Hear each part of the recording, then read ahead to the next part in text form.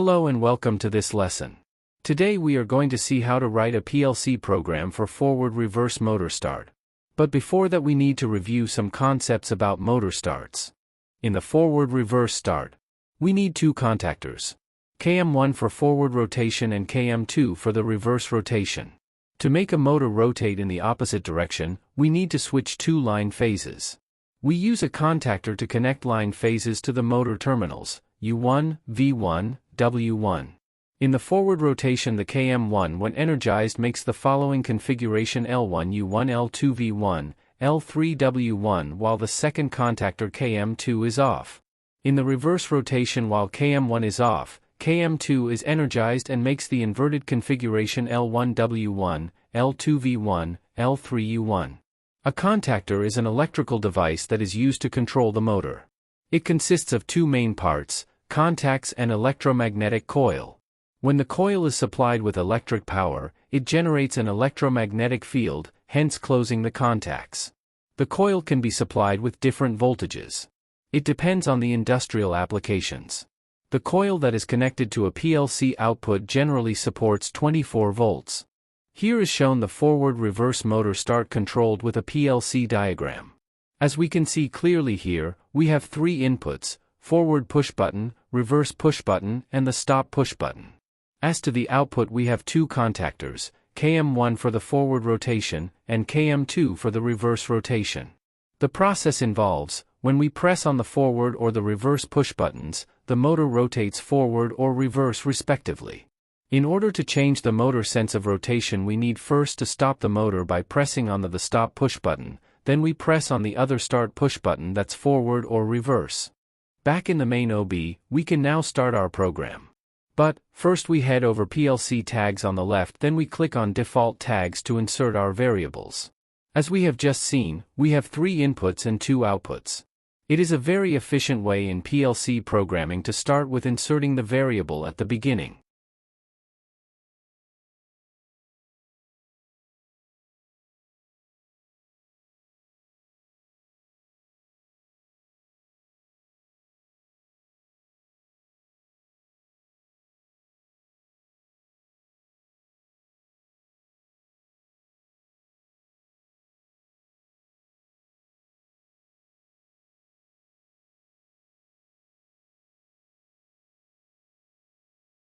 Good, we are done with giving the variables their own addresses. We go back to the main OB to start programming. We drag first a closed contact for the stop push button. As we've just seen earlier, it stops the motor regardless the sense of the motor rotation. Then we make the code that starts the motor forward, so we drag an open contact for the forward push button, a coil for the first contactor, KM1, and a latch to maintain the KM1 on.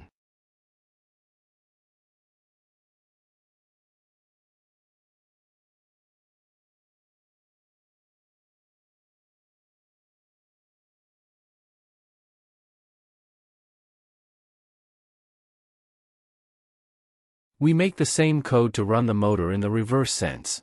An open contact for the reverse push button, a coil for KM2, and a latch. Visibly, the whole code is done in a single network.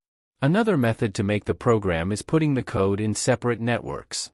We go to the simulation for this program, then we move to the second method. The program as it is looks good. However, there is something missing and it concerns safety. That's the KM1 and KM2 must not be active at the same time, therefore we need an interlock. This involves closed contacts placed before the concerned outputs. The contact bear the address of the opposite output. This way, we make sure our system is fully safe.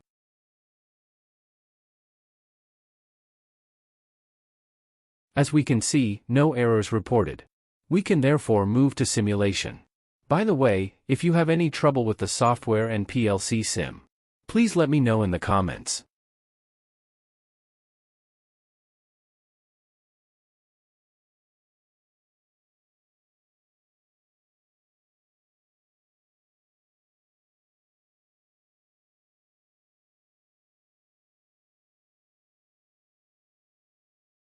Good. We click as usual on Run P and Visualization to see how the program works. Normally, KM1 is activated by the forward push button. So we press on it. To activate KM2, we need first to press on the stop push button to stop KM1, then we press on the reverse push button.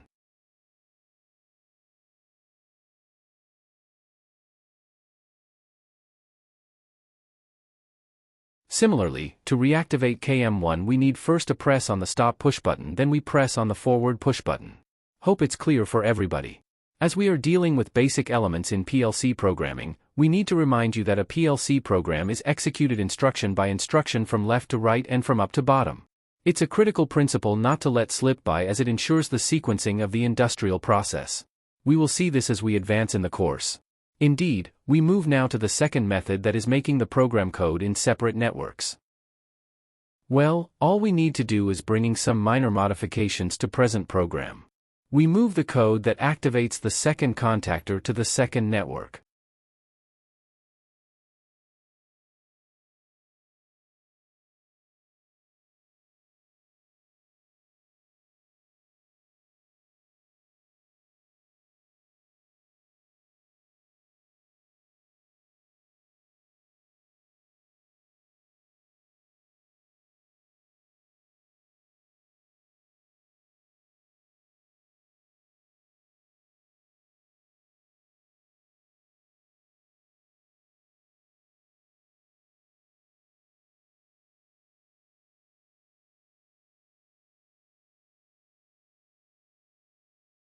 You might wonder about the purpose of writing the program in a different way.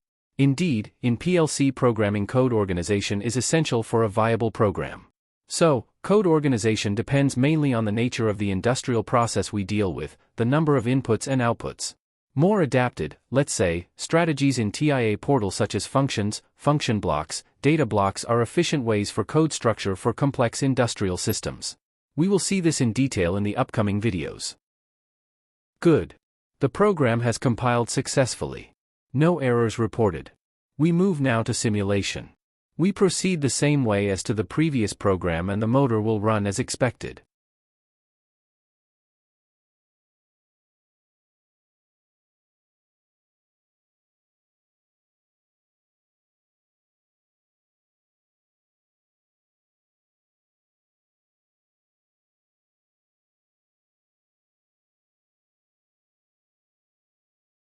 Forward-reverse system is very common in the world of automated systems. One of its applications is with conveyors in line production. Hopefully it's clear. See you in another video.